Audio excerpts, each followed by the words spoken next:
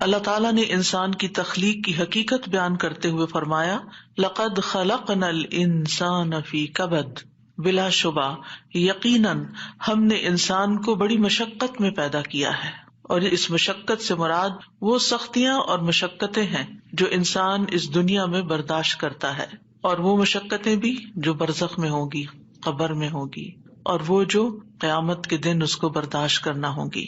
یعنی انسان کی زندگی کا سفر مشقتوں کا سفر ہے، اور اس ریالٹی کو ایکسپٹ کر لینا چاہیے۔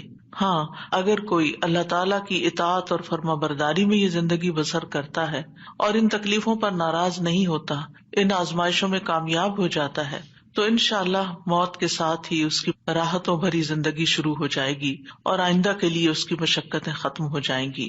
مشقتوں سے پاک، مصیبتوں اور تکلیفوں اور آزمائشوں سے پاک جگہ تو صرف جنت ہی ہے، اور دنیا جنت ہو نہیں سکتی، چاہے انسان اس کو جتنا بھی جنت بنانے کی کوشش میں لگا رہے۔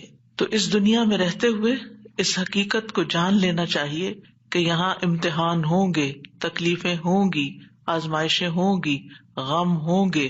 ضرورت اس بات کی ہے کہ ہمیں طریقہ آتا ہو کہ ان غموں، مشکلات، تکلیفوں سے نبٹنا کیسے ہے، یعنی اس کے لیے اپنے آپ کو تیار کرنا ہے، ورنہ لقد خلقنا الانسان فی کبد۔ ابن عباس کہتے ہیں کبد سے مراد اس کا پیٹ میں حمل کی صورت میں رہنا، اس کا دودھ پینا، اس کا دودھ چھڑانا، دانتوں کا اگنا، اس کی زندگی کے بچپن کے مراحل اور اس کی گزران، اس کی موت، یہ سب کچھ بہت سخت اور شدید ہوتا ہے۔ یعنی حمل سے لے کے پیدائش کا مرحلہ اور پھر دودھ پینا اور چھڑانا اور دانتوں کا آنا اور ٹیتھنگ پیریڈ، سارے ہی مراحل کے اپنے مسائل ہوتے ہیں۔ ان سب میں انسان کو کسی نہ کسی تکلیف سے گزرنا پڑتا ہے۔ قتادہ کہتے ہیں کہ وہ دنیا اور آخرت دونوں کی مصیبتیں جھیلتا ہے تو آپ اس کو مشقت میں پڑا ہوا ہی پائیں گے، یعنی انسان ہے ہی مشقت میں۔ ابن الجوزی کہتے ہیں دنیا آزمائشوں اور مصیبتوں کے لیے بنائی گئی، سمجھدار شخص کو چاہیے کہ اپنے نفس کو صبر پر آمادہ کرے۔ یعنی یہاں یہ سب کچھ تو ہوگا ہی، تکلیفیں تو آئیں گی، لیکن ضرورت کس چیز کی ہے کہ ہم اپنے آپ کو سمجھائیں کہ یہ دنیا مشکل جگہ ہے، یہاں صبر کرنا ضروری ہے۔ دنیا مومن کے لیے قید خانہ ہے۔ رسول اللہ صلی اللہ علیہ وسلم نے فرمایا الدنیا سجن المؤمن و جنت الکافری، دنیا مومن کے لیے قید خانہ ہے اور کافر کے لیے جنت ہے۔ تو اس کا کیا مطلب ہے کہ کیا کافر کو کوئی مشقت نہیں ہوتی اس دنیا میں؟ ہوتی ہے، لیکن مراد اس سے یہ ہے کہ آخرت کی تکلیفوں کے مقابلے میں دنیا میں جو بھی اس کو ملا ہے وہ اس کے لیے جنت ہی ہے، کیونکہ اس کے لیے آخرت میں جنت نہیں ہے۔ اور آخرت مومن کے لیے خوشحالی کا گھر ہے۔ جب مومن وہاں پہنچے گا تو پکار اٹھے گا وقال الحمد للہ الذی اذهب عنا الحزن ان ربنا لغفور شکور الذی احلنا دار المقامة من فضله لا يمسنا فيها نصب ولا يمسنا فيها لغوب۔ اور وہ کہیں گے کہ اس اللہ کا شکر ہے جس نے ہم سے غم کو دور کر دیا، یعنی جنت میں جا کر انسان واقعی غم سے دور ہو جائے گا۔ یقیناً ہمارا رب بخشنے والا قدردان ہے جس نے اپنے فضل سے ہمیں ابدی قیام گاہ میں لا اتارا، جہاں ہمیں نہ مشقت اٹھانی پڑتی ہے اور نہ کوئی تھکاوٹ لاحق ہوتی ہے، یعنی نہ ہی کوئی کام مشکل ہے اور نہ ہی ہم تھکتے ہیں، آرام ہی آرام ہے، سکون ہی سکون ہے۔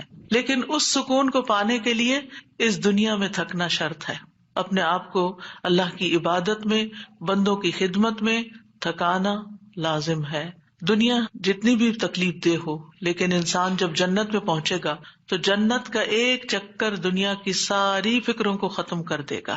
نبی صلی اللہ علیہ وسلم نے فرمایا قیامت کے دن اہل جنت میں سے اس آدمی کو پیش کیا جائے گا جسے دنیا میں لوگوں میں سے سب سے زیادہ تکلیفیں آئی ہوں گی، پھر اسے جنت میں صرف ایک غوطہ دے کر، یعنی ایک چکر لگوا کر پوچھا جائے گا اے ابن آدم، کیا تو نے کبھی کوئی تکلیف بھی دیکھی؟ کیا تجھ پر کبھی کوئی سختی بھی گزری؟ وہ عرض کرے گا اے میرے رب، اللہ کی قسم کبھی نہیں، کوئی تکلیف نہیں دیکھی، ساری تکلیفیں بھول جائیں گی، کبھی کوئی تکلیف میرے پاس سے نہ گزری اور نہ ہی میں نے کبھی کوئی شدت و سختی دیکھی۔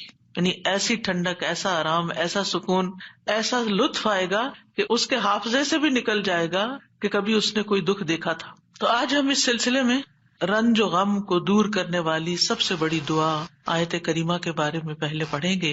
ارشاد باری تعالیٰ ہے اور مچھلی والا جب وہ اپنی قوم سے غضبناک ہو کر چلا گیا تو اس نے گمان کیا کہ ہم ہرگز اس پر قادر نہ ہوں گے. پھر اس نے اندھیروں میں پکارا کہ تیرے سوا کوئی الہ برحق نہیں، تو پاک ہے، بے شک میں ہی ظالموں میں سے ہوں. تو ہم نے اس کی دعا قبول کر لی اور اسے غم سے نجات دے دی، اور ہم ایمان لانے والوں کو اسی طرح نجات دیا کرتے ہیں. یہاں ذنون سے مراد یونس علیہ السلام ہے، یعنی مچھلی والے.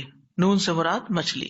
یونس علیہ السلام عراق کی ایک بستی نینوا میں مبعوث کیے گئے تھے. انہوں نے اپنی قوم کو توحید کی دعوت دی، لیکن وہ مسلسل انکار کرتے رہے، جیسے کہ ہر قوم کا شیوا رہا. تو آخر ان سے اکتا کر، تنگ آ کر، غصے کی حالت میں ان کے حق میں بد دعا کی اور عذاب کی دھمکی دے کر اللہ کی اجازت کے بغیر انہیں چھوڑ کر نکل پڑے، جس کی انہیں اجازت نہیں تھی. جبکہ منصب رسالت کا تقاضا کیا تھا کہ ان کے کفر اور سرکشی کے باوجود انہی میں رہیں، اور جب تک اللہ تعالیٰ کا حکم نہ آ جائے، جب تک ان کی مدت مہلت پوری نہ ہو جائے، انہیں ہرگز نہ چھوڑا جائے. جیسے کہ نوح علیہ السلام نے 950 سال اسی کشمکش میں، اسی کام میں، اسی محنت میں گزار دیے، اور پھر اس وقت ان کے حق میں بد دعا کی جب ان سے کسی خیر کی توقع نہ رہی.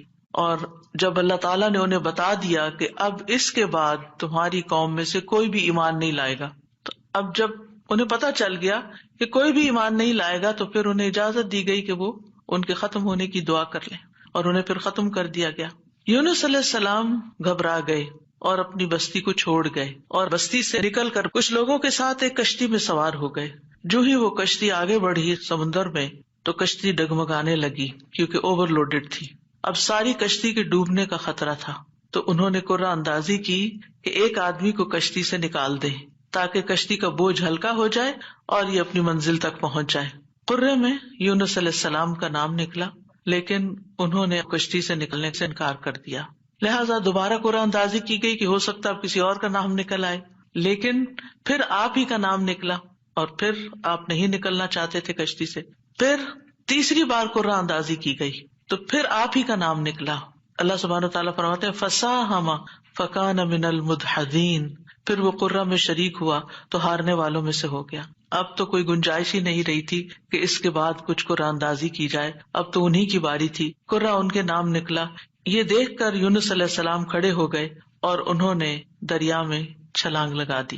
جو ہی انہوں نے چھلانگ لگائی، ایک بہت بڑی مچھلی نے آ کر ان کو نگل لیا. آپ اس وقت مچھلی کے پیٹ میں جاتے ہی مسلسل تسبیح کرنے لگے. مچھلی ان کو لے کر سمندر کی گہرائیوں میں چلی گئی، اور اب یہاں پر مچھلی کے پیٹ کا اندھیرا اور سمندر کی گہرائیوں کا اندھیرا اور پھر اس کے بعد رات کا اندھیرا. تو ایسے میں یونس علیہ السلام نے جس دعا سے مدد لی وہ یہی دعا تھی جو ان آیات میں بیان ہوئی ہے، لا الہ الا انت سبحانک انی کنت من الظالمین.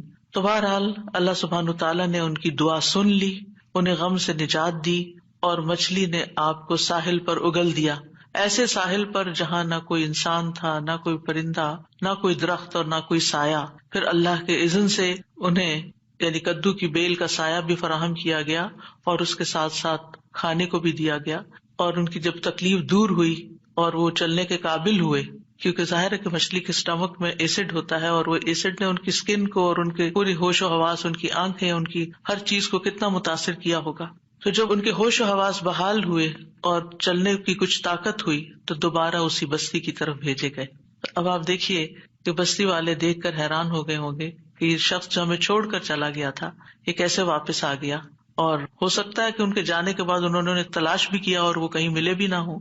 اور پھر آپ دیکھیے کہ کس طرح بستی والوں کو یہ ریئلائز ہوا کہ انہوں نے غلط کیا ہے اپنے پیغمبر کے ساتھ، تو وہ ایمان لائے. بہرحال پھر ایک مدت تک یہ بستی جو ہے ایمان لا کر دنیا میں جیتی رہی. دوسری طرف یونس علیہ السلام کو اللہ سبحانہ وتعالیٰ نے غم سے نجات دی، اور اس طرح ان کی نجات کے بعد ان کو اللہ تعالیٰ نے چن لیا.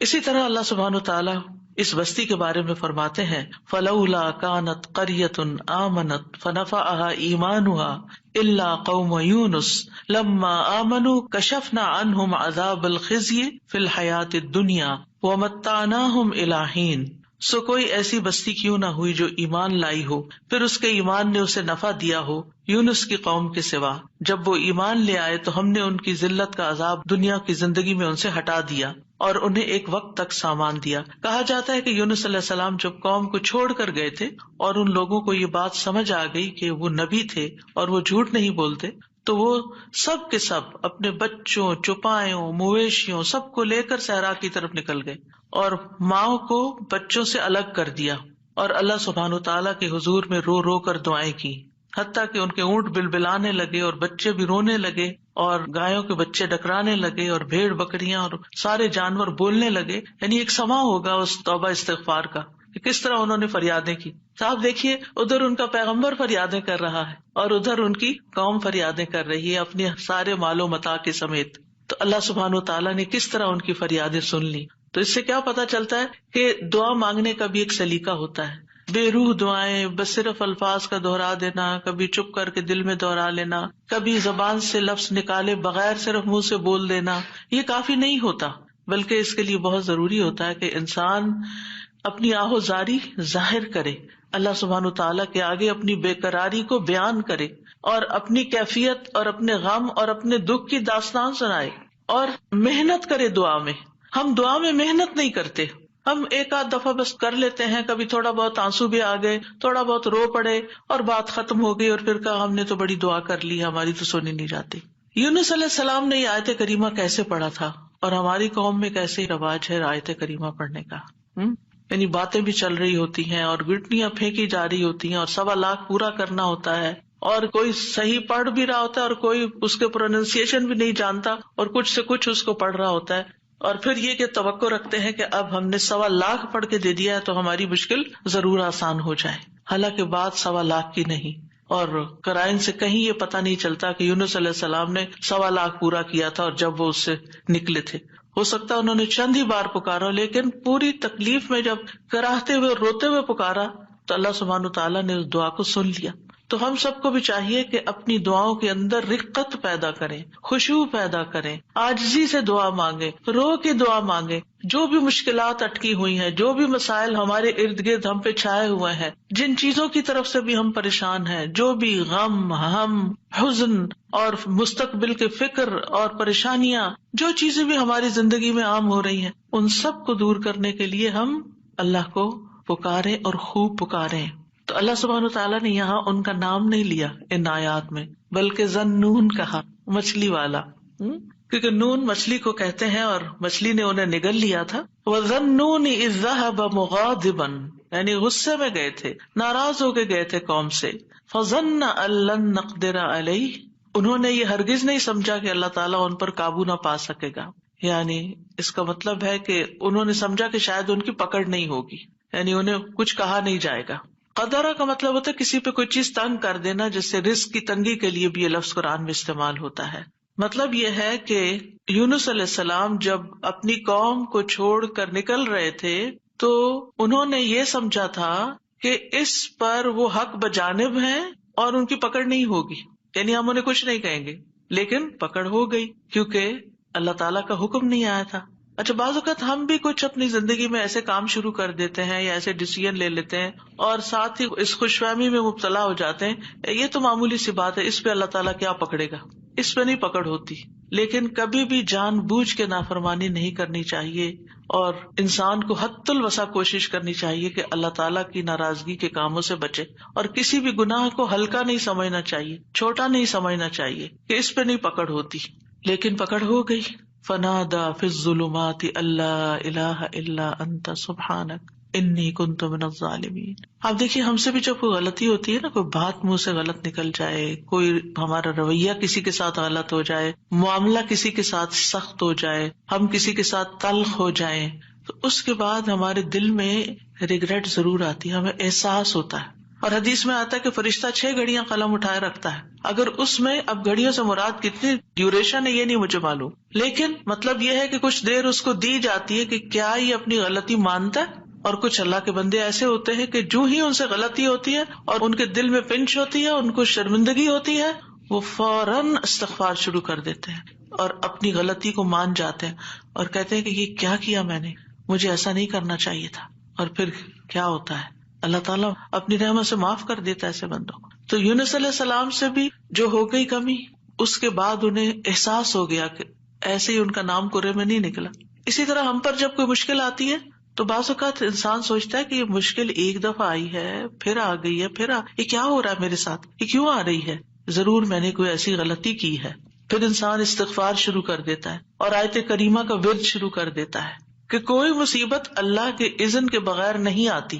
یہ اگر مشکل آئی ہے, مصیبت آئی ہے, تو ضرور اس کے پیچھے کوئی وجہ ہے. تو آپ دعا کر سکتے ہیں کہ یا اللہ مجھے میری غلطی دکھا دے, مجھے میرا جو بھی گناہ ہے مجھے اس کی یاد آ جائے, مجھے اس کی سمجھ آ جائے, میں اس کو چھوڑ دوں, تو اس کو معاف کر دے. تو استغفار کی کثرت جو ہوتی ہے وہ انسان کو مشکلات سے نجات دیتی ہے. فنادى في الظلمات, تو انہوں نے اندھیروں میں پکارا. کون سے اندھیرے؟ رات کا اندھیرا, سمندر کا اندھیرا, مچھلی کے پیٹ کا اندھیرا اور غموں کا اندھیرا, کہ میں کہاں پھنس گیا ہوں, وہاں سے نکلنے کا کوئی راستہ ہی نہیں. آپ دیکھیے کہ اگر کوئی ڈور بند ہوتا ہے تو انسان ڈور بجاتا ہے, کوئی آ کے کھول دیتا ہے, دروازہ توڑ دیتا ہے, انسان کچھ نہ کچھ حل نکل آتا ہے. گھر کے اندر اگر انسان کہیں ٹریپ ہو گیا, ٹریفک میں ٹریپ ہو گیا, کہیں اور ٹریپ ہو گیا, کوئی نہ کوئی آ کے آگے بڑھ کے کوئی مدد کر سکتا. لیکن مچھلی کے پیٹ کے اندر ٹریپ ہو جانا, نو وے آؤٹ. اور آپ کو پتا مچھلی کا پیٹ ہوتا بڑا ہے, جیسے ویل مچھلی ہے نا, تو اس کا جو ماؤتھ ہوتا ہے وہ بہت بڑا نہیں ہوتا. کرل کھاتی ہے نا, کرل بہت چھوٹی چھوٹی چیز ہوتی ہے, اور کئی ٹن کرل کھا جاتی ہے, لیکن یہ ہے کہ چھوٹی چیز اندر لے جا سکتی. اب یہ تو اللہ کے اذن سے اس کا منہ کھل گیا ہوگا اور وہ اندر چلے گئے, اور یہ بھی نہیں ہمیں پتا کہ وہ ویل تھی یا کوئی اور, کیونکہ سمندر کی اکثر مخلوق تو ہمارے علم میں ہی نہیں ہے, یہ تو انسانوں کے اندازے ہیں. تو بہرحال ان کے دل پہ جو غم تھا اور جو تکلیف تھی اس میں انہوں نے پکارا, اور سب سے پہلے توحید کا اقرار کیا, لا الہ الا انت, کہ اس وقت مجھے پکا یقین ہے اور مجھے اس پر پورا اعتماد ہے کہ اس مشکل سے صرف تو نکال سکتا ہے, کوئی بھی نہیں. میری فریاد سننے والا کوئی نہیں, میری مدد کرنے والا کوئی نہیں, میرے کام آنے والا کوئی نہیں. تو آپ دیکھیے مشکلات کے حل کے لیے سب سے پہلی چیز توحید کا اقرار کرنا چاہیے. افسوس یہ کہ ہمارے ہی لوگ توحید کے اقرار کی بجائے مشکلات میں غیر اللہ کو پکارنے لگتے ہیں, یا علی مدد, یا فلاں مدد, قبر والوں کو پکارنے لگتے ہیں. کس قدر افسوس کی بات ہے. یونس علیہ السلام اپنے رب کو پکار رہے ہیں اور کہہ رہے ہیں کہ تیرے سوا کوئی الہ نہیں, لا الہ الا انت. اور انسان کی ناسمجھی دیکھیے کہ وہ مشکل وقت میں غیر اللہ کو پکارے, اس کی مشکل کہاں سے آسان ہو سکتی ہے.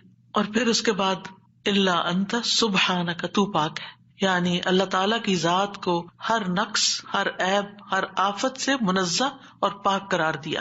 ہمارے ہاں کیا ہوتا ہے, جب کوئی تکلیف آتی ہے یا ہم لوگوں کو بلیم کرتے ہیں, ان کی وجہ سے ہوا یہ, فلاں نے نظر لگا دی ہے, یا پھر ہم اللہ تعالیٰ کو الزام دینے لگتے کہ اٹس ناٹ فیئر, میرے ساتھ اچھا نہیں ہوا. تو اب آپ دیکھیے جس بندے کی ڈائریکشن ہی صحیح نہیں, اس کی مشکلات کہاں سے حل ہوں گی. اگر آپ اپنے قصور کا ذمہ دار دوسرے کو ٹھہرا رہے ہیں, الزام تراشی کر رہے ہیں, دوسرے کی عیب جوئی کر رہے ہیں, دوسرے کی شکایتیں کیے چلے جا رہے ہیں, کیونکہ عام طور پر ہوتا کیا, جب انسان کو کوئی پرابلم آتی ہے, میاں بیوی مثلاً کوئی لڑائی ہوئی, تو اگر آپ عورت کا کیس سنیں تو سارا الزام میاں کو دے گی, میاں کا کیس سنیں تو سارا الزام بیوی کو دے گا. تو ایک دوسرے کو الزام دینے سے مسائل کبھی حل نہیں ہوتے.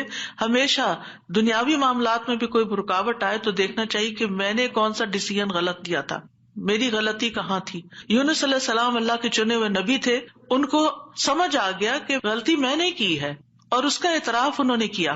یاد رکھیے توبہ میں, استغفار میں سب سے پہلے اپنی غلطی کا اعتراف کرنا ہوتا ہے. اگر آپ بلیم گیم کھیلتے رہے, ایک دوسرے کے اوپر الزام تراشی کرتے رہے, ایک دوسرے پہ بال پھینکتے رہے, تو مسئلہ کبھی بھی حل نہیں ہو سکتا. مسئلے کو جاننا, مسئلے کو پہچاننا, مسئلے کا حل کرنا بہت ضروری ہوتا ہے.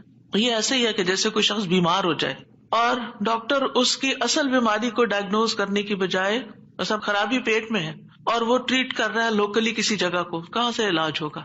اگر اصل کاز پتا چل جائے اور اس کاز کو ہٹا دیا جائے. مثلا آپ دیکھیں الرجی کے کیسز میں کیا ہوتا ہے, آپ جتنی چاہیں دوائیاں لگا لیں, جب تک آپ اس چیز کو اوائڈ نہیں کریں گے جس سے آپ الرجک ہیں, آپ کی بیماری دور ہو نہیں سکتی. اسی طرح اگر انسان کسی مصیبت میں پھنس گیا ہے اور اس کو ڈائگنوز نہیں کر پا رہا اور کرنا نہیں چاہتا, اور خاص طور پر جو چیز اس کے کنٹرول میں ہے اس کو ریموو نہیں کر رہا, تو مسئلہ حل نہیں ہو سکتا. تو اللہ سبحانہ تعالیٰ کے ہاں بھی دعا اور فریاد کا سلیقہ یہی ہے کہ انسان اپنے آپ کو قصوروار ٹھہرائے جہاں وہ قصوروار ہے، اور اگر قصوروار نہیں ہے، پکا یقین ہے سراسر آپ پہ ظلم ہوا ہے، پھر اللہ کی رحمت کو پکارے، یا حی یا قیوم برحمتک استغیث، ورنہ اپنی غلطیاں، اور کون انسان یہ کہہ سکتا ہے کہ وہ پاک باز ہے، اس سے کوئی غلطی نہیں ہوتی، قصور اس کا نہیں، کچھ نہ کچھ، ٹھیک ہے ایک کا 10% اور ایک کا 90% قصور، لیکن کہیں نہ کہیں 10% تو ہوتا ہے نا، اس 10% کی ہی غلطی کی معافی مانگ لیں۔ تو اعتراف جو ہے، گناہوں کا اعتراف، وہ انسان کو دنیا کی مشکلات سے بھی اور آخرت کی مشکلات سے اور گناہوں سے نجات دلاتا ہے۔ اب جو ہی انہوں نے یہ بات کی، یعنی 3 چیزیں ہیں اس میں، ایک توحید کا اقرار ہے، ایک اللہ کی تسبیح ہے، اور ایک اپنی غلطی کا اقرار ہے۔ 2 چیزیں اللہ تعالیٰ کے حق میں اور ایک اپنے حق میں۔ نتیجہ کیا ہوا؟ فاستجبنا لہ، ہم نے دعا قبول کر لی، ایسے طریقے سے اس نے پکارا کہ دعا قبول ہو گئی۔ ونجیناہ من الغم، ہم نے اس کو غم سے نجات دے دی۔ یہ قرآن کے الفاظ ہیں، لہذا جس کے دل پر کوئی بھی غم ہے، کسی بھی چیز کا، اولاد کی طرف سے، ازواج کی طرف سے، یا مال کی طرف سے، یا کسی بھی طرح کا کوئی غم، ہم، فکر، پریشانی، اس کو انہی کلمات کو لازم کر لینا چاہیے اور اسی جذبے کے ساتھ پڑھنا چاہیے جس جذبے کے ساتھ یونس علیہ السلام نے پڑھا تھا، وَنَجَّيْنَاهُ مِنَ الْغَمِّ، اس وقت وہ غم میں گھرے ہوئے تھے تو اللہ نے ان کو نجات دے دی۔ وَكَذَلِكَ نُنْجِي الْمُؤْمِنِينَ، یہ صرف ان کے لیے نہیں تھا، ہم اسی طرح سارے مومنوں کو نجات دیتے ہیں، جو بھی یہ دعا پڑھے گا اس کو غم سے نجات مل جائے گی۔ تو گویا مومنوں کو اس بات کی ترغیب دی جا رہی ہے، اس بات کا سلیقہ سکھایا جا رہا ہے کہ غم اور دکھ اور تکلیف کے موقع پر انہیں کیا پڑھنا ہے، کیا کہنا ہے۔ اور جب انسان یہ دیکھتا ہے کہ سابقہ مومنین کو اس دعا کی وجہ سے تکلیف سے نجات ہوئی تو اس کا ایک یقین بڑھ جاتا ہے کہ اللہ تعالیٰ میری تکلیف بھی دور کر دے گا۔ اگر وہ رب یونس علیہ السلام کو مچھلی کے پیٹ سے نکال سکتا ہے تو میرا رب مجھے اس مشکل سے کیوں نہیں نکالے گا، کیوں نہیں نکال سکتا، وہ ضرور نکالے گا۔ تو اس سے خاص طور پر یہ بات پتہ چلتی ہے کہ تحلیل یعنی لا الہ الا اللہ اور تسبیح سبحان اللہ یا سبحانک، یہ ہر غم کو دور کرنے کے لیے مجرب نسخے ہیں۔ یہ 2 چیزیں کرب اور مصیبت سے نجات دلاتی ہیں۔ تو جو شخص بھی اللہ کی کتاب پر ایمان رکھتا ہے، قرآن مجید کو اللہ کا کلام سمجھتا ہے، اللہ کے وعدے پر بھروسہ کرتا ہے، اللہ کی اس بات کو سچا سمجھتا ہے، تو پھر وہ اسی طریقے پر اس دعا کے ساتھ اپنے رب کو پکارے تو اللہ تعالیٰ اس کی دعا قبول کرے گا اور اس کو غم سے نجات دے گا۔ اس دعا کی فضیلت کے بارے میں احادیث بھی آتی ہیں۔ نبی صلی اللہ علیہ وسلم نے فرمایا، ذُنُّون کی دعا جب وہ مچھلی کے پیٹ میں تھے، یعنی لا الہ الا انت سبحانک انی کنت من الظالمین، جب بھی کوئی مسلمان کسی معاملے میں ان الفاظ کے ساتھ اپنے رب سے دعا کرے، وہ دعا اس کے لیے ضرور قبول ہوگی۔ اللہ سبحانہ تعالیٰ کے بعد نبی صلی اللہ علیہ وسلم نے بھی اس بات کو کنفرم کیا ہے کہ یہ دعا مسائل کا حل ہے۔ بہت لمبے چوڑے وظیفے پڑھنے کی بھی ضرورت نہیں، لیکن پڑھیں تو کوالٹی کے ساتھ، درد کے ساتھ، تڑپ کے ساتھ، تکرار کے ساتھ، اصرار کے ساتھ، افتقار کے ساتھ، اپنی محتاجی ظاہر کرتے ہوئے، اپنی غلطی کا اعتراف کرتے ہوئے۔ اسی طرح سلسلہ صحیحہ کی حدیث ہے، رسول اللہ صلی اللہ علیہ وسلم نے فرمایا، کیا میں تمہیں ایسی چیز نہ بتا دوں کہ جب تم میں سے کسی آدمی کو رنج و الم اور دنیا کی آزمائشوں میں سے کوئی آزمائش آئے تو وہ اس دعا کو پڑھے تو اس کی تکلیف دور ہو جائے گی۔ تو آپ سے کہا گیا کیوں نہیں؟ آپ نے فرمایا وہ مچھلی والے کی دعا ہے، لا الہ الا انت سبحانک انی کنت من الظالمین، کہ جس کو بھی آزمائش آئے وہ یہ دعا پڑھ لے تو اس کی دعا قبول ہو جائے گی، آزمائش ختم ہو جائے گی۔ ایک روایت میں آتا ہے، سعد کہتے ہیں، ایک مرتبہ مسجد نبوی میں میرا گزر عثمان بن عفان رضی اللہ عنہ کے پاس سے ہوا۔ میں نے انہیں سلام کیا، انہوں نے نگاہیں بھر کے مجھے دیکھا لیکن جواب نہیں دیا۔ میں عمر بن خطاب رضی اللہ عنہ کے پاس آیا، ان سے 2 دفعہ سوال کیا کہ کیا اسلام میں کوئی نئی چیز پیدا ہو گئی ہے؟ انہوں نے کہا نہیں، کیوں، کیا ہوا؟ میں نے کہا میں ابھی مسجد میں عثمان رضی اللہ عنہ کے پاس سے گزرا تھا، میں نے انہیں سلام کیا، انہوں نے نگاہیں بھر کے مجھے دیکھا لیکن جواب نہیں دیا۔ عمر رضی اللہ عنہ نے پیغام بھیج کر حضرت عثمان کو بلا لیا اور فرمایا کہ اپنے بھائی کے سلام کا جواب دینے میں آپ کو کیا رکاوٹ پیش آئی؟ کس چیز نے آپ کو روکا؟ عثمان رضی اللہ عنہ نے کہا کہ میں نے تو ایسا نہیں کیا. سعد کہتے ہیں میں نے کہا بالکل ایسا ہی کیا ہے. کہتے ہیں حتیٰ کہ عثمان رضی اللہ عنہ نے قسم کھا لی تو میں نے بھی قسم کھا لی. پھر عثمان رضی اللہ عنہ کو کچھ یاد آ گیا تو انہوں نے کہا بلا واستغفر اللہ واتوب الیہ، ہاں ایسا ہوا ہے، میں اللہ سے معافی مانگتا ہوں اور توبہ کرتا ہوں. آپ ابھی ابھی میرے پاس سے گزرے تھے، دراصل میں اس وقت ایک بات سوچ رہا تھا جو میں نے رسول اللہ صلی اللہ علیہ وسلم سے سنی تھی، اور اللہ کی قسم جب بھی مجھے وہ بات یاد آ جاتی ہے میری آنکھیں پتھرا جاتی ہیں اور میرے دل پہ پردہ آ جاتا ہے، یعنی مجھے اپنی ہوش نہیں رہتی. کہتے ہیں سعد نے کہا میں آپ کو اس کے بارے میں بتاتا ہوں. رسول اللہ صلی اللہ علیہ وسلم نے ایک مرتبہ کسی گفتگو کی ابتدا میں ایک دعا کا ذکر کیا تھا. تھوڑی دیر کے بعد ایک دیہاتی آیا، اس نے آپ کو مشغول کر لیا، یہاں تک کہ جب رسول اللہ صلی اللہ علیہ وسلم کھڑے ہوئے تو میں بھی آپ کے پیچھے پیچھے چلا گیا. جب مجھے اندیشہ ہوا کہ جب تک میں آپ کے قریب پہنچوں گا آپ اپنے گھر پہنچ چکے ہوں گے تو میں نے اپنا پاؤں زمین پر مارا تو رسول اللہ صلی اللہ علیہ وسلم نے میری طرف توجہ کی. پوچھا یہ کون ہے؟ ابو اسحاق ہے. کہتے ہیں میں نے عرض کیا جی یا رسول اللہ صلی اللہ علیہ وسلم. آپ نے فرمایا کیا بات ہے؟ کہتے ہیں میں نے عرض کیا کہ آپ نے ہمارے سامنے ابتدا میں ایک دعا کا تذکرہ کیا تھا اور پھر ایک دیہاتی نے آپ کو مشغول کر لیا اور آپ نے وہ بتائی نہیں دعا.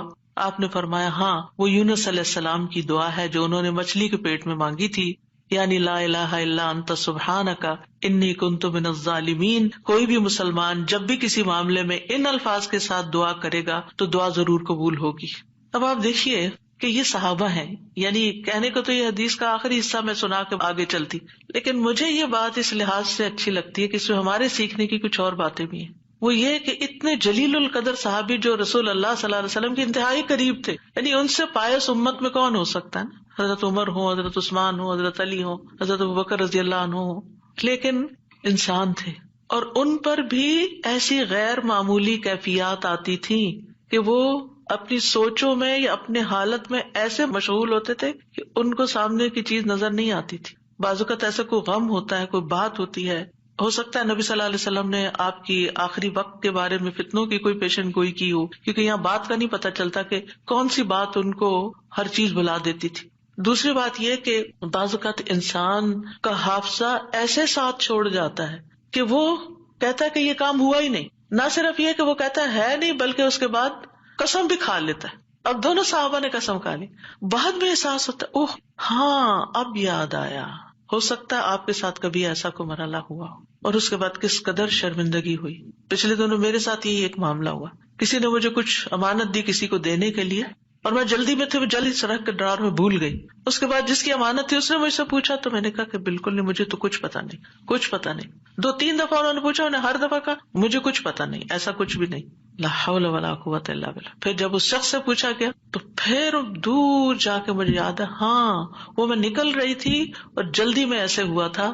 اور میں سوچوں کہ یا اللہ ایسی پھر تکلیف ہوتی ہے نا اندر کہ اتنی دفعہ میں نے غلط بیانی کی، حافظے کی کمزوری یا اس انسیڈنٹ کو بالکل بھول جانے کی وجہ سے. خاص طور پر اگر میں کلاس کے لیے نکل رہی ہوں اور مجھے کوئی کچھ بات کہے تو مجھے سمجھ نہیں آتی یہ کیا کہہ رہا ہے. یعنی آپ کی زندگی میں بھی کوئی ایسے اوقات ہوتے ہیں نا جب آپ کسی ضروری کام یا ضروری سوچ میں تو بچے آ کے کچھ کہتے ہیں وہ فلاں آیا ہے، فلاں کا فون ہے، اور آپ ایسے سنی انسنی کر دیتے ہیں جیسے آپ کو علم ہی نہ ہو.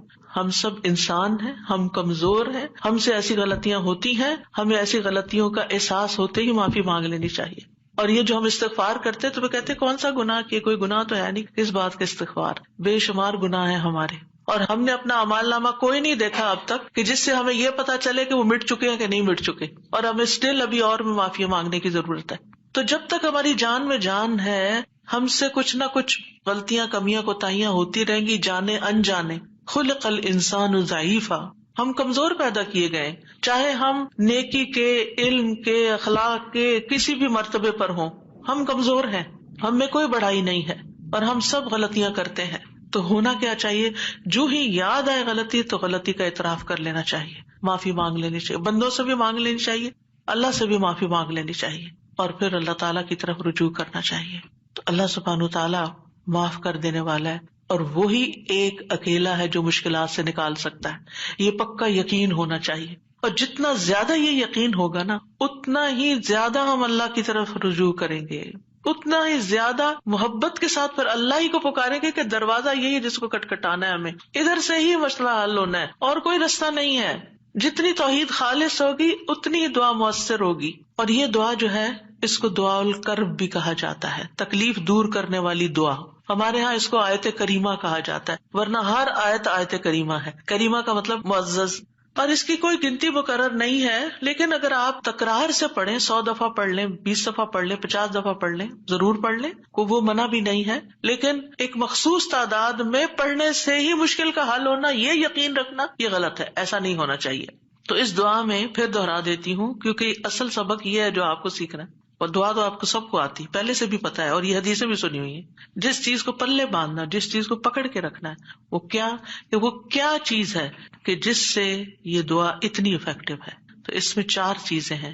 ایک ہے توحید، دوسرے ہے اللہ کو ہر عیب اور نقص سے پاک قرار دینا، تیسرے اپنے عبودیت کا اقرار کہ میں بندہ ہوں، غلطیوں والا ہوں، اور چوتھے اپنی غلطی اور کوتاہی کو مان جانا، اپنی غلطی کا اعتراف کرنا. جس بندے کے اندر یہ 4 چیزیں ہوں گی، جس دعا میں یہ 4 چیزیں آ جائیں گی، انشاءاللہ وہاں مسائل حل ہو جائیں گے. اور پھر آپ دیکھیے کہ انسان کا نفس جو ہے نا، ایک دم ذرا سی بھی کوئی اس کو چیز ملے، کچھ حاصل ہو تو ایک سرکشی کا شکار ہو جاتا ہے، تکبر اور غرور میں آ جاتا ہے. تو اپنے آپ کو تکبر اور غرور سے نجات دینا ہے. کیونکہ کچھ لوگوں کا خیال ہوتا ہے کہ I am very important and I can do every thing, اور میں سب کچھ کر سکتا ہوں، اور سیلف ریلائنس ہوں، میں سیلف میڈ ہوں، اور پتہ نہیں کیا کیا اپنے بارے میں جھوٹی توقعات، اور اپنے آپ کو بڑھا چڑھا کے پیش کرنا، اور اپنے آپ کو بڑی چیز سمجھنا. یہ چیزیں اللہ تعالیٰ کو پسند نہیں. لیکن افسوس یہ کہ یہاں کے کلچر کی وجہ سے یہ چیزیں ہمارے بچوں کے اندر اتنی انسٹل ہو گئی ہیں کہ وہ ایک ایروگینس کے لیول تک بعض اوقات اخلاق پہنچ جاتا ہے، جو کہ انتہائی خطرناک ہے. تو بچوں کی تربیت میں یہ ایلیمنٹ یاد رکھیں کہ ان کو کانفیڈینس دیں کہ یو کین ڈو، آپ ٹرائی کرو، آپ کر سکتے ہو، اللہ نے آپ کو یہ اور یہ اور یہ دیا، نعمتوں کو یاد کرائیں، لیکن اس کی ایک لکیر کھینچے، اس سے آگے نہیں جائیں. You are not everything, کرنے والا اللہ ہے. انسان صرف اسباب اختیار کرتا ہے، لیکن ساری طاقت لا حول ولا قوت الا باللہ. اور پھر یہ کہ اللہ تعالیٰ کی جو خالق کی عظمت ہے اور اس کی جو اہمیت ہے ہماری زندگی میں، اس کا اظہار اور اقرار کرنا، اور اس کو پاک قرار دینا، اور اس سے ظلم کی نفی کرنا کہ آپ ظالم نہیں، میں ظالم ہوں، انی کنت من الظالمین، اور غلطیاں میری ہیں، یہ بہت ضروری ہے. جہاں تک غم اور پریشانی کا تعلق ہے زندگی میں، تو یاد رکھیے کہ غمگین رہنا ایمان کی علامت نہیں. ٹھیک ہے، یعنی ہر وقت غمگین نہیں رہنا چاہیے. غم ایمان کے مراتب میں سے نہیں. ابن قیم رحمہ اللہ کہتے ہیں، جان لیں غم راستے کی رکاوٹوں میں سے ہے. یعنی اللہ کی طرف جانے والا جو راستہ ہے، سالک کہتے ہیں نا جانے والے کو، آپ نے سنا ہوگا لفظ سالک. تو اللہ کی طرف جانے والا جو راستہ ہے، غم اس راستے کی رکاوٹ ہے. غم آپ کی ہمت، طاقت، صلاحیت کو کم کرتا ہے، آپ کی عبادت میں رکاوٹ ڈالتا ہے. آپ نماز شروع کر لیتے ہیں، آپ کو پتہ ہی نہیں ہوتا کہ کیا پڑھ رہے ہیں. آپ دعا مانگنے لگتے ہیں، آپ کا دل اڑا ہوا ہوتا ہے، آپ کو سمجھ نہیں آتی آپ کیا بول رہے ہیں. تو غم سے ہمیشہ پناہ مانگے کہ ہم پر غم نہ آئے. وہ کہتے ہیں یہ ایمان کے مراتب اور مقامات میں سے نہیں، اور نہ ہی اللہ کے راستے پر چلنے والوں کی منازل میں سے ہے. یہی وجہ ہے کہ اللہ نے کسی ایک جگہ پر بھی غم کرنے کا حکم نہیں دیا. صبر کا حکم دیا، شکر کا حکم دیا، توکل کا دیا، لیکن غم کرنے کا حکم نہیں دیا کہ غم کرو، غمگین رہو. اور نہ ہی غم کی کہیں تعریف فرمائی ہے، بلکہ غم سے منع کیا ہے. غم مصیبتوں میں سے ایک مصیبت ہے، اور ہمیں دعا کرتے رہنا چاہیے کہ اللہ تعالیٰ اس مصیبت کو ہم سے دور ہی رکھے. یہی وجہ ہے کہ جنتی لوگ جنت میں پہنچ کر کیا کہیں گے؟ الحمدللہ الذی اذہب عنا الحزن. سب تعریفیں اللہ کے لیے ہیں جس نے ہم سے غم دور کر دیا. یعنی جنتی جنت میں جا کر جس چیز سے خوش ہوں گے وہ کیا کہ جنت میں غم نہیں ہے، کوئی پریشانی نہیں ہے. اللہ سبحانہ و تعالیٰ بندے کو غمگین ہونے سے منع فرماتا ہے. سورۃ آل عمران میں جنگ احد کے سلسلے میں اللہ تعالیٰ فرماتے ہیں اذ تسعدون ولا تلوون علی احد والرسول يدعوكم في اخراكم فاصابكم غما بغم لكي لا تحزنوا على ما فاتكم ولا ما اصابكم والله خبير بما تعملون. اور وہ وقت یاد کرو جب جنگ احد میں تم بھاگے چلے جا رہے تھے اور کسی کی طرف مڑ کر بھی نہ دیکھتے تھے، حالانکہ اللہ کا رسول تمہیں پیچھے سے بلا رہا تھا. پھر اللہ نے تمہیں رنج پر رنج دیے تاکہ تم ایسی بات پر غم نہ نہ کرو جو تمہارے ہاتھ سے نکل جائے، اور نہ ایسی مصیبت پر غم کرو جو تم پہ نازل ہو، اور جو کام بھی تم کرتے ہو اللہ ان سے خوب واقف ہے۔ یعنی یہ ٹریننگ ہو رہی تھی، یعنی ایک کے بعد ایک صدمہ کیوں آیا؟ تاکہ غم زندگی سے نکل ہی جائے۔ پھر فرمایا وَلَا تَهِنُوا وَلَا تَحْزَنُوا وَأَنْتُمُ الْأَعْلَوْنَ إِن كُنتُم مُؤْمِنِينَ۔ اتنی تکلیف اٹھا کے، سب سے بڑی تکلیف مسلمانوں کے لیے کیا تھی کہ نبی صلی اللہ علیہ وسلم کا دانت مبارک شہید ہو گیا تھا اور آپ کو چوٹ لگی تھی اور آپ گر پڑے تھے، تو یہ بہت بڑا صدمہ تھا۔ 70 لوگ شہید ہو چکے تھے، گھر گھر میں آفت آ گئی تھی، لیکن اتنے بڑے صدمے کے بعد بھی اللہ تعالیٰ کا حکم کیا ہے؟ وَلَا تَهِنُوا وَلَا تَحْزَنُوا، غمگین مت رہو، غم نہیں کرو۔ غم کا موقع ہے، غم کی بات ہے، لیکن فرمایا نہیں، غم نہیں کرنا، کیونکہ غم انسان کو کھوکھلا کر جاتا ہے، غم انسان کو کمزور کر جاتا ہے۔ تمہیں تو آئندہ ابھی اور مقابلے کرنے ہیں، اور اگر تم غم منانے بیٹھ گئے تو ہمت، جرت سب کچھ چلا جائے گا، بزدل ہو جاؤ گے۔ غم ایک مصیبت نہیں، غم مصیبتوں کی لائن لے کے آتا ہے، ایک کے بعد ایک مصیبت اس کے ساتھ چلی آتی ہے، اس لیے غمگین نہیں ہونا۔ موسیٰ علیہ السلام کی والدہ نے جب موسیٰ علیہ السلام کو چھوڑنا تھا دریا میں، تو اللہ تعالیٰ نے ان کی طرف الہام کیا کہ بچے کو دودھ پلاتی رہو ابھی، پھر جب تجھے اس کے قتل کا خوف ہو تو اسے دریا میں ڈال دینا، اور کیا کرنا؟ وَلَا تَخَافِي وَلَا تَحْزَنِي، نہ خوف کرنا نہ غم کرنا۔ اللہ اکبر! کوئی بھی ماں جس کا بچہ چھوٹا ہو، وہ تو کسی دوسرے کے ہاتھ میں بھی بچے کو دیتے ہوئے خوف اور غم کا شکار ہوتی ہے۔ خوف کیا ہوتا ہے؟ پتہ نہیں گرا ہی نہ دے بچے کو، اور غم کیا ہوتا ہے کہ جدائی ہو گئی ہے بچے سے، پتہ نہیں یہ کیا سکھا دیں اس کو، پتہ نہیں یہ کیسے پیش آئے اس سے۔ تو ماں اگر اپنا بچہ کسی اور کو دیتی ہے تو غمگین ہوتی، کہاں یہ کہ باسکٹ میں ڈال کے دریا میں ڈال دو، اور ساتھ اللہ کا حکم خوف اور غم کرنا ہی نہیں۔ اب بتائیں کیا کرے، کیسے دل کو تھامے؟ یہی اصول سیکھ لیں زندگی کے لیے۔ جہاں کہیں غم پاس آئے، کہیں رونا آئے، کہیں دکھی ہوں، اللہ تعالیٰ کا یہ فرمان یاد کر لیں، اور ہے بھی عورت کے لیے، وَلَا تَخَافِي وَلَا تَحْزَنِي، اپنے آپ کو خود یاد کرائیں، وَلَا تَخَافِي وَلَا تَحْزَنِي کہتی رہیں، وَلَا تَخَافِي وَلَا تَحْزَنِي، نہ خوف کرو نہ غم کرو، اللہ ہے نا، اللہ مشکل آسان کر دے گا۔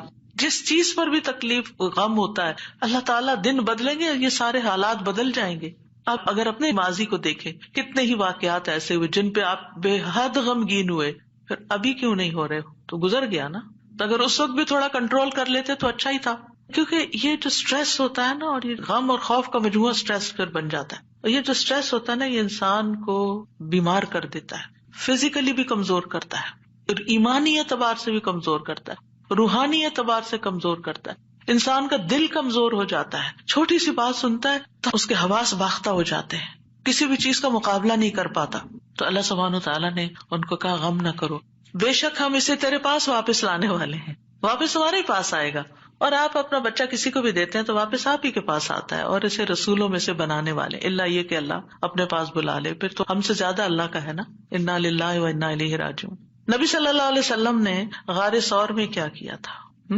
اذ ہما فی الغار اذ یقول لصاحبہ لا تحزن، غم نہیں کرنا، ان اللہ معنا، یعنی کس طرح بے یار و مددگار انسان ایک ایسی جگہ پر ہو جہاں ساری قوم دشمن بنی ہوئی ہو، اور پھر بھی غم نہ کرے، سارے ساتھ چھوڑ دے، الٹا مخالفت کرے، جان کے دشمن بن، پھر بھی غم نہیں کرو، غم نہیں کرو۔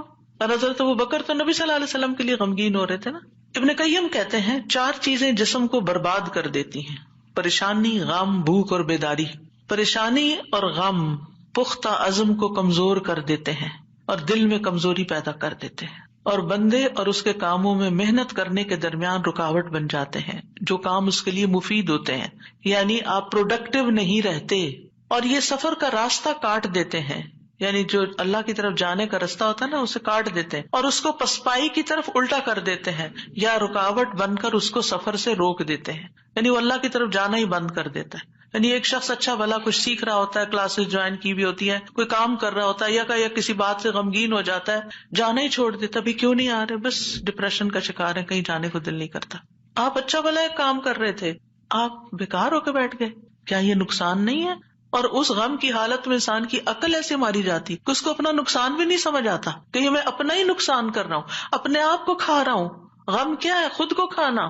تو خود کو کھانے سے تو مسئلہ حل نہیں ہوگا، مسئلہ تو جہاں ہے وہی ہے، وہ تو اللہ نے دور کرنا ہے۔ اس سارے کیفیت کو، اس احساس کو، اس شدت کو دعاؤں میں لگا دیں، دعاؤں میں کنورٹ کر دیں۔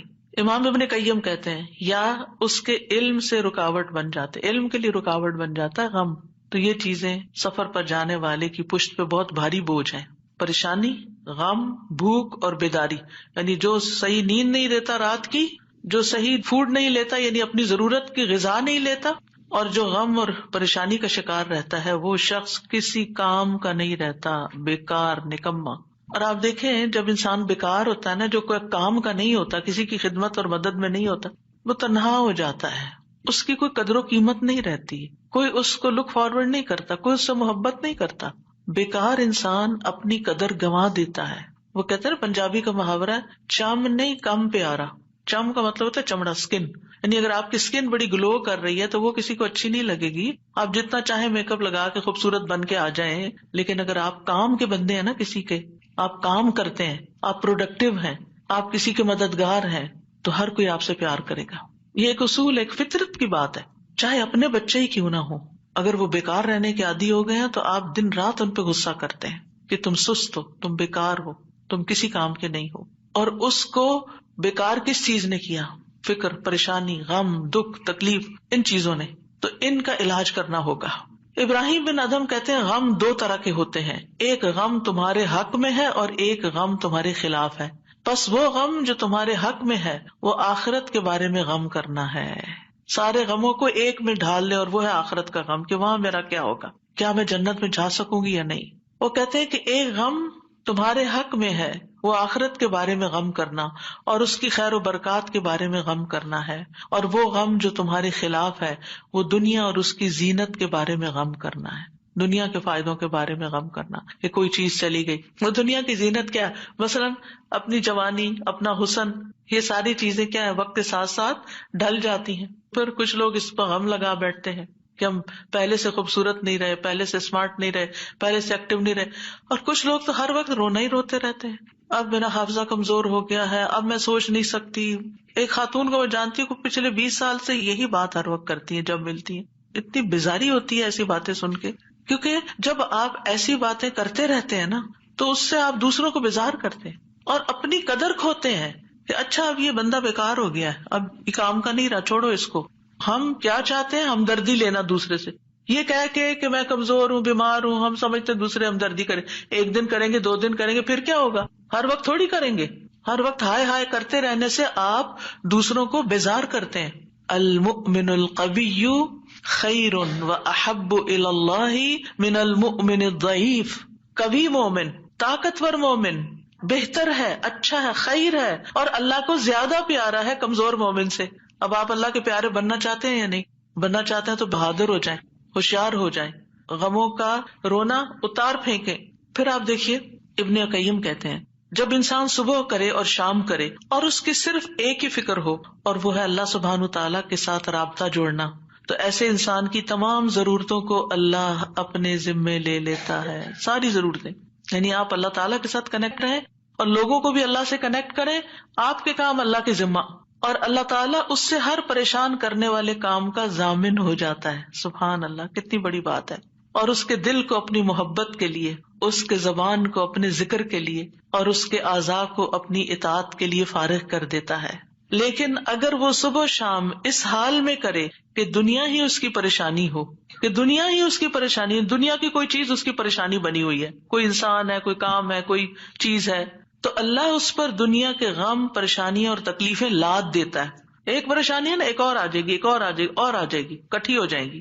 اس کو اس کے نفس کے حوالے کر دیتا ہے. تو اللہ اس کے دل کو اپنی محبت سے ہٹا کر مخلوق کی محبت میں مشغول کر دیتا ہے. یہ بھی ایک سزا ہوتی ہے کہ انسان انسانوں کی محبت کا قیدی ہو جاتا ہے. ان کی خوشی سے انسان خوش، ان کے غم سے انسان غمگین. اس کی اپنی کوئی زندگی نہیں، اس کے اپنے پاس خوش ہونے کے لیے کوئی چیز ہی نہیں، اور اس کی زبان کو اپنے ذکر سے ہٹا کر لوگوں کے ذکر کے ساتھ مشغول کر دیتا ہے. پھر وہ لوگوں کی باتیں کرتا رہتا ہے. وہی کتنی بیزاری ہوتی ہے نا جب لوگوں کی کوئی خراب باتیں آپ سے کریں، کسی کے عیب کھولیں آپ کے سامنے، کسی کی غیبت کریں، کسی کے الزام تراشی کریں، یا اپنی لڑائی جھگڑوں کو اس طرح ذکر کریں. یہ کوئی خوشگوار گفتگو تو نہیں ہوتی. تو یہ بھی سزا کی ایک قسم ہوتی کہ ہر وقت انسان اس قسم کی باتیں کرتا رہے اور اس کے اعضاء کو اپنی اطاعت سے ہٹا کر لوگوں کے کاموں میں مشغول کر دیتا ہے. انبیاء کا خاص وصف یہ تھا کہ وہ آخرت کو ہر وقت یاد رکھتے تھے اور ہر معاملے کو اسی کو پیش نظر رکھ کے نبھاتے تھے. ان کے بارے میں آتا ہے انا اخلصناہم بخالصۃ ذکر الدار، بے شک ہم نے انہیں ایک خاص صفت کے ساتھ چن لیا جو اصل گھر کی یاد ہے، یعنی وہ آخرت کو یاد کرتے رہتے ہیں، ان کا غم آخرت کے بارے میں ہے۔ سورۃ الانبیاء میں ہی آتا ہے انہم کانوا یسارعون فی الخیرات ویدعوننا رغبا ورہبا وکانوا لنا خاشعین، یقیناً وہ نیکیوں میں جلدی کرتے تھے اور ہمیں رغبت اور خوف سے پکارتے تھے اور ہمارے لیے عاجزی کرتے تھے۔ سفیان ثوری کہتے ہیں وَكَانُوا لَنَا خَاشِعِينَ کے بارے میں کہ غم ان کے دلوں میں پھیل کر ان کو پگھلانے والا ہوتا ہے، یعنی اللہ کے حضور جھکانے کے لیے۔ آخرت کا غم انہیں اللہ کی طرف مائل کرتا ہے، کیونکہ مالک یوم الدین بھی تو وہی ہے نا، فیصلہ بھی قیامت کے دن اسی کے ہاتھ میں ہے، لہٰذا فکر اس بات کی ہونی چاہیے کہ وہ ہمارے حق میں کیسے فیصلہ کرے گا۔ اللہ کرے کہ رحمت والا معاملہ فرمائے۔ صحابہ بھی آخرت کا غم ہی لگائے رکھتے تھے۔ عبد الرحمن بن عوف کے پاس کھانا لایا گیا، وہ روزے سے تھے، انہوں نے کہا مصعب بن عمیر شہید کیے گئے، وہ مجھ سے بہتر تھے، انہیں جس چادر کا کفن دیا گیا اس سے ان کا سر چھپاتے تو پاؤں نکل آتے، پاؤں چھپاتے تو سر کھل جاتا، پھر ہمارے لیے دنیا کشادہ کر دی گئی، ہمیں تو یہ ڈر ہے کہ کہیں ہماری نیکیوں کا بدلہ ہمیں اس دنیا میں ہی نہ مل جائے، اور پھر آپ رو پڑے، کھانا بھی چھوڑ دیا۔ حسن بصری کا حال یہ تھا کہ جب بھی ان سے ملاقات ہوتی ایسا لگتا کہ ابھی کوئی مصیبت آئی، یعنی آخرت کی فکر اتنی کرتے تھے۔ نظر کہتے ہیں میں عمر بن عبدالعزیز کے پاس گیا تو وہ رونے کے قریب تھے، ہمیشہ آہیں بھرتے رہتے تھے، گویا ساری مخلوق کا غم انہی کو ہے، حالانکہ ان کو آخرت کی فکر ہوتی تھی۔ سفیان ثوری کہتے ہیں لوگوں کا غم ختم ہو چکا ہے، آپ نمازیوں میں ایک شخص کو دیکھیں گے اس پر کوئی نہ غم ہے نہ خوف ہے۔ وہ کہتے ہیں پہلے ایک آدمی نماز پڑھتا تھا، پھر آپ اس کو دیکھتے کہ بیٹھا ہوا اور اس کی نماز اس کو غم میں بھڑکا دیتی، یعنی اس کو رونا آتا نماز میں آخرت کی یاد کی وجہ سے۔ آج اگر ہمیں نماز میں رونا آتا بھی ہے تو کس وجہ سے آتا ہے؟ ہم سب اپنا جائزہ لیں، ہر کوئی اپنا اپنا۔ پچھلے ایک مہینے کے اندر سوچئے میں کتنی بار روئی ہوں اور کیوں روئی ہوں، دنیا کے غم میں روئی ہوں یا آخرت کے غم میں روئی ہوں۔ ہم کیوں روتے ہیں؟ اس نے مجھے ہرٹ کر دیا، یہ مسئلہ آ گیا، فلاں آ گیا۔ یہ چھوٹے مسئلے ہیں، یہ وقت کے ساتھ ختم ہو جائیں گے، جو آگے آپ بڑھیں گے یہ مسئلے پیچھے رہتے جائیں گے، لیکن آگے جو آ رہا ہے نا، کل جس کو دیکھنا ہے وہ ہے مشکل وقت، اس کا غم لگا لیں، پیچھے نہ دیکھیں آگے دیکھیں۔ صحابہ نماز ضائع ہونے پہ غم زدہ ہوتے تھے، عبادت نہ کر سکنے پر غمگین ہوتے تھے، فتنوں میں پڑنے پہ غمگین ہوتے تھے، ہر دن زندگی کو کم کر رہا ہے اس بات میں غمگین ہوتے تھے، اس بات میں نہیں کہ دنیا چھوڑ جائیں گے تو کیا بنے گا، یہ سارے ہمارے مال اسباب اور جو ہم نے اتنی محنت سے کمائے ہیں اس کا کیا ہوگا، اس بات کا غم کہ حساب کا وقت قریب آ رہا ہے، ہر دن موت سے قریب کر رہا ہے، ہر دن قبر سے قریب کر رہا ہے، آگے میرا حساب ہونا ہے، میں کیا اس کے لیے تیار ہوں، کیا میں نے اپنے سارے کام نپٹا لیے؟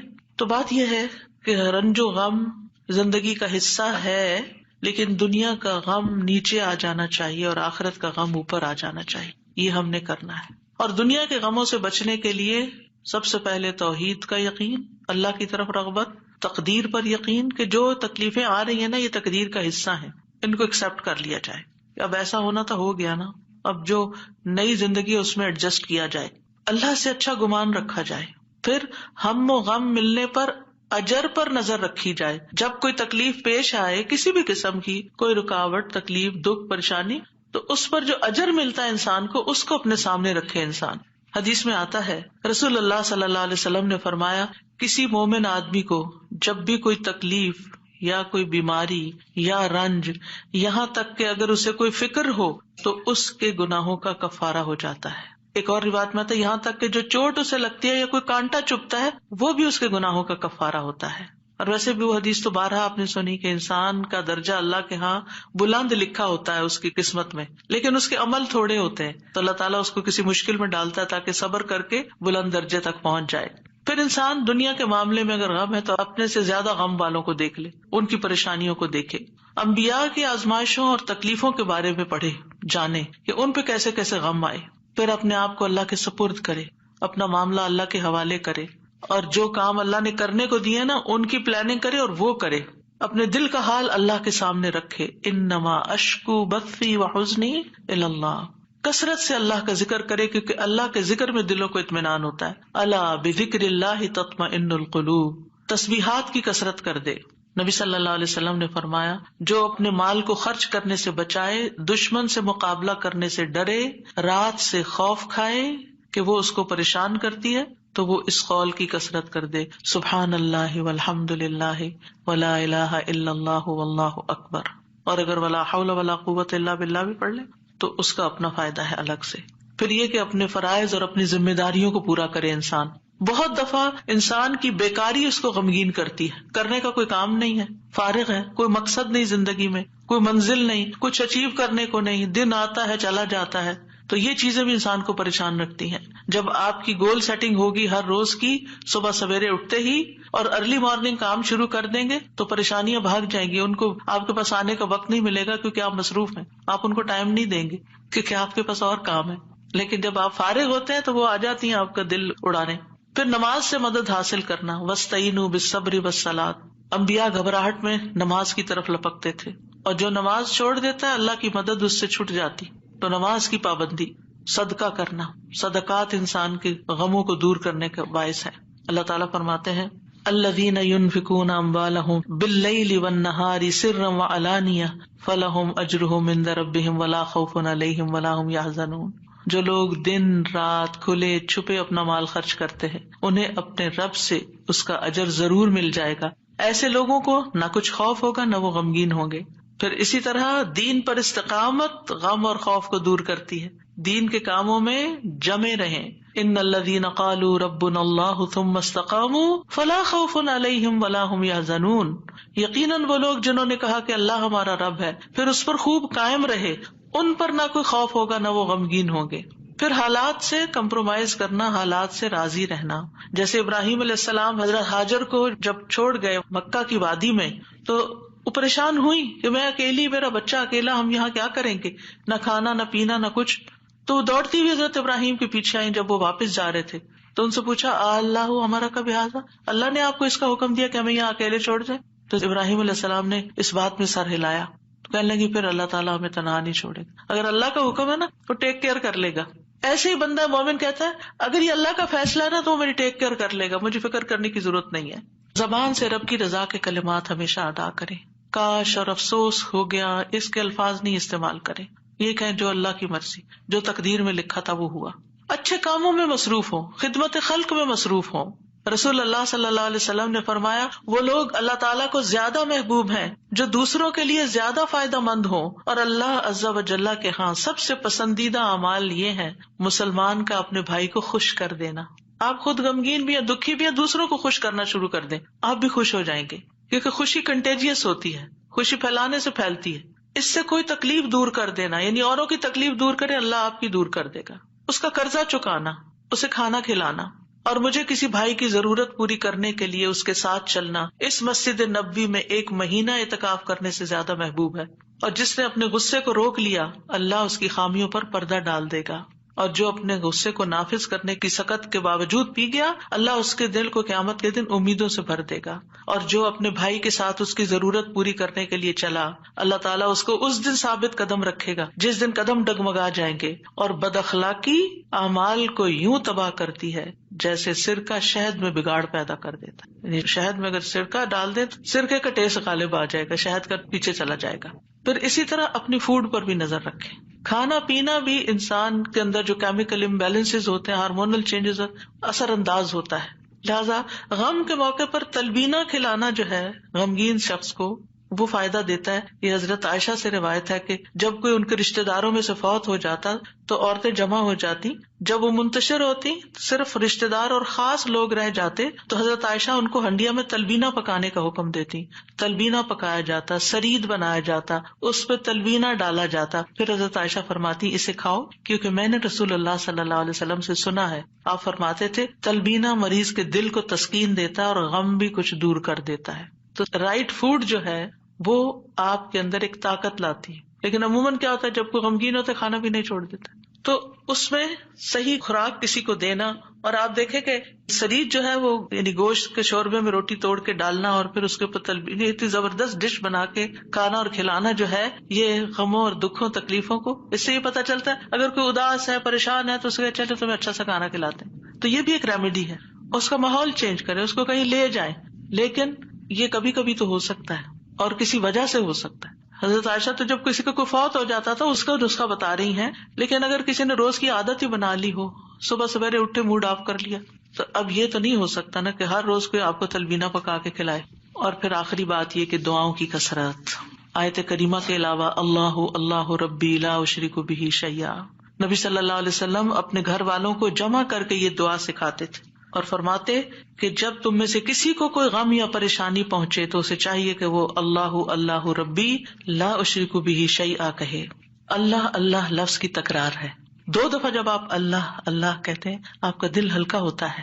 پھر رب کی صفت کا ذکر ہے، اس میں توحید کا اقرار ہے، اور خالص نیت سے یہ پڑھے تو غم اور تنگی دور ہوگی انشاءاللہ.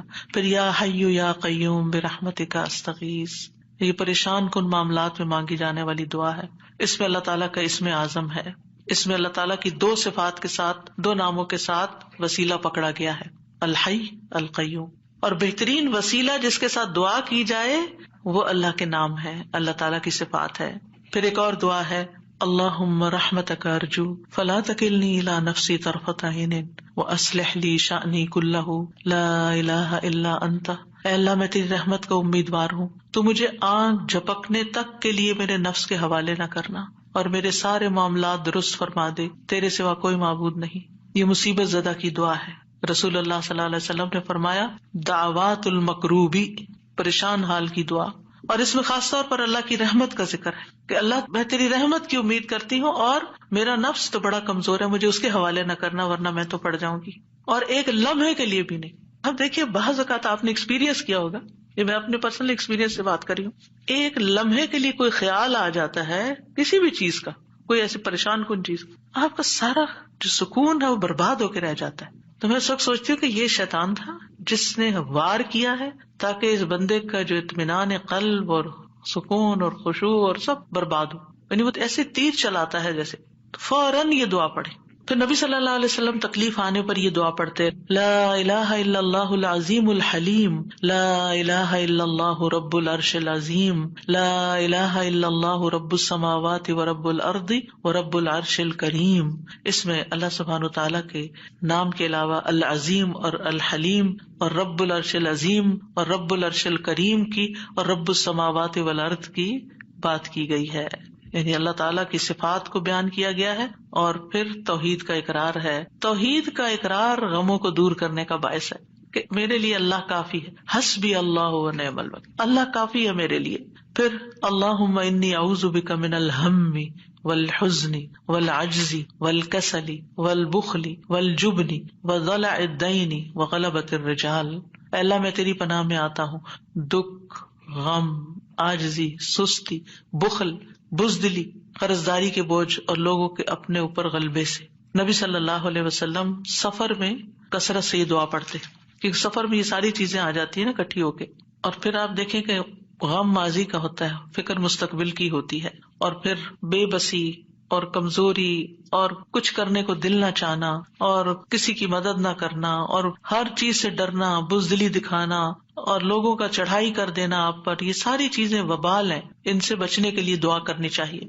اور پھر اگر مستقل طور پر دل پریشان رہتا ہے تو اللہم انی عبدک وابن عبدک وابن امتک ناصیتی بیدک ماض فی حکمک عدل فی قضاؤک اسألک بکل اسم هو لک سمیت بہ نفسک او انزلتہ فی کتابک او علمتہ احدا من خلقک او استأثرت بہ فی علم الغیب عندک ان تجعل القرآن ربیع قلبی ونور بصری وجلاء حزنی وذہاب ہمی وغمی. اس کے لیے وعدہ ہے کہ جو یہ پڑھے گا اللہ سبحانہ تعالیٰ اس کے غم کو خوشی میں بدل دے گا. یہ دعا ایک چھوٹے کارڈ کی شکل میں چھپی ہوئی ہے، اگر آپ کو یاد نہیں تو کسی بھی جگہ پر یہ کارڈ لے جا کر چپکا دیں اور جب دل پریشان ہو جا کے کھڑے ہو کے اس کو پڑھ لیں تاکہ آپ کو زبانی یاد ہو جائے. اسی طرح یہ چھوٹا کارڈ ہے جس میں یہ ساری دعائیں موجود ہیں، اپنے پرس کے اندر رکھیں، جب دل پریشان ہو تو ان کو آپ پڑھ سکتے ہیں. انگلش ٹرانسلیشن کے ساتھ بھی ہیں. پھر اسی طرح یہ لا تقنطوا من رحمت اللہ کا کارڈ ہے، لا الہ الا اللہ اور تسبیحات کی فضیلت کا عربی اور انگلش میں کارڈ ہے. یہ آپ کے پاس ہونے چاہیے تاکہ ایسی کیفیات میں فوراً آپ اللہ کی طرف رجوع کریں. دعائیں یاد نہیں رہتی تو دیکھ کے بھی پڑھ سکتے ہیں. اور اللہ سبحانہ تعالی ہم سب کے غم، دکھ، پریشانیوں کو دور فرمائے. اور درود شریف کی کثرت بھی غموں کو دور کرتی ہے. وآخر دعوانا ان الحمد للہ رب العالمین. سبحانک اللہم وبحمدک اشہد ان لا الہ الا انت استغفرک واتوب الیک. السلام علیکم ورحمۃ اللہ وبرکاتہ.